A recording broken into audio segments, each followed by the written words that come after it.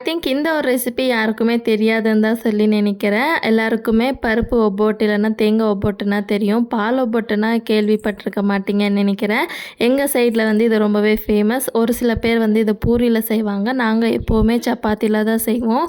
Taste வந்து அவ்வளோ சூப்பராக இருக்கும். செஞ்ச நாள் விட அடுத்த நாள் வச்சு சாப்பிடும்போது இன்னுமே சூப்பராக இருக்கும். எப்படி செய்கிறதுன்னு பார்க்கலாமா? ஒரு மிக்சர் ஜாரில் அரை மூடி அளவுக்கு தேங்காய், ஒரு கைப்பிடி அளவுக்கு பொட்டுக்கடலை, 2 3 ஏலக்காய், கொஞ்சமாக தண்ணி விட்டு நல்லா ஃபைன் பேஸ்ட்டாக கிரைண்ட் பண்ணி எடுத்துக்கோங்க. இப்போ இதை வந்து ஒரு பவுலுக்கு ட்ரான்ஸ்ஃபர் பண்ணிவிட்டு ஸ்வீட்னஸ்க்கு வெல்லம் இல்லைன்னா சர்க்கரை ஆட் பண்ணி நல்லா மிக்ஸ் பண்ணிவிட்டு ஸ்டவ் மேலே வச்சு ஜஸ்ட் ஒரு கொதி வந்தால் போதும். ரொம்ப நேரம் இது கொதிக்கணும்னு ஒன்றும் அவசியம் இல்லை. இந்த மாதிரி ஒரு கொதி வந்த உடனே ஸ்டவ் ஆஃப் பண்ணி எடுத்து வச்சுருங்க.